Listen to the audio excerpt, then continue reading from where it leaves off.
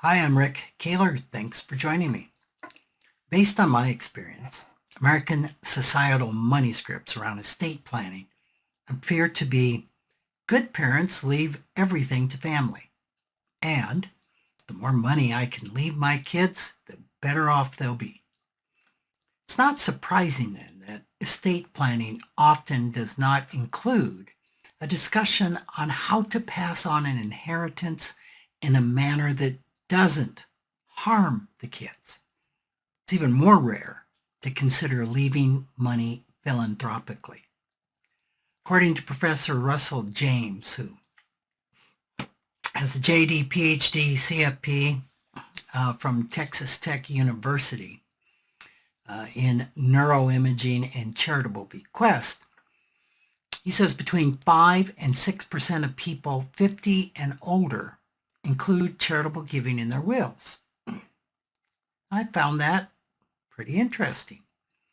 What might be behind those estate planning motivations and money scripts that focus only on the family?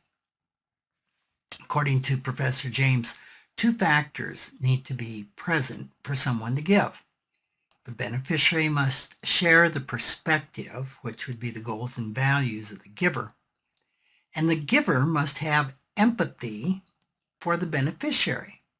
Okay, so two things: goals and values, shared goals and values, and empathy.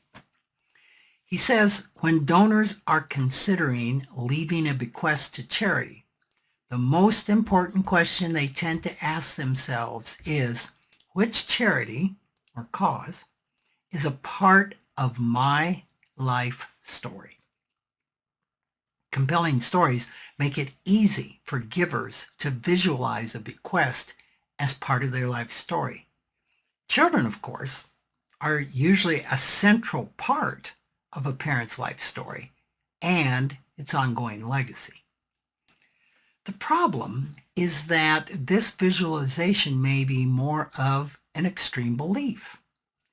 It doesn't answer a question, or it doesn't even question whether giving money is harmful or helpful, or whether the children necessarily share the parents' values.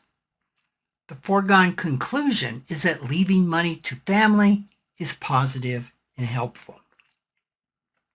James' research reminded me of a client I will call Pam, who really struggled with how to leave money to her children. She and her husband, lifetime entrepreneurs in a profession they were passionate about, had accumulated a sizable estate of $25 million that she inherited on her husband's death.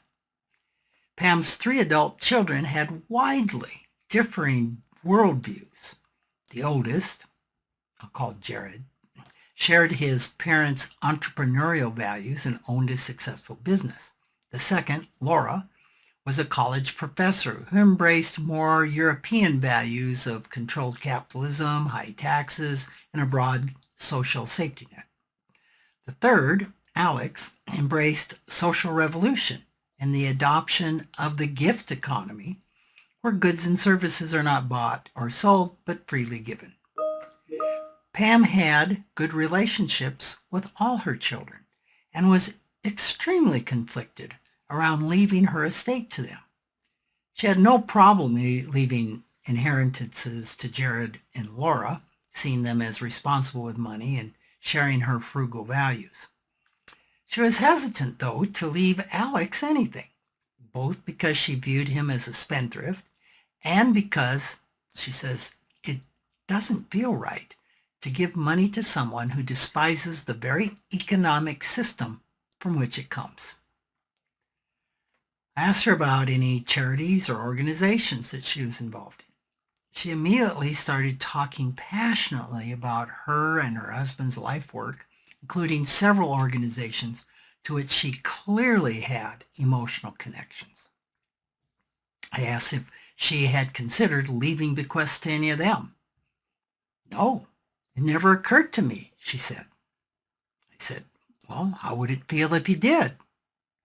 She says, actually, it would feel amazing.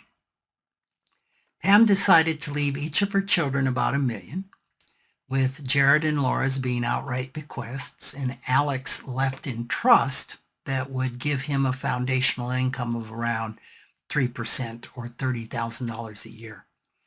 The bulk of her estate will go to several of her cherished professional organizations through an endowment that she established with a local donor-advised fund. This treats her children equally and appropriately, as well as supporting groups that will carry her values into the future. Thanks for joining me.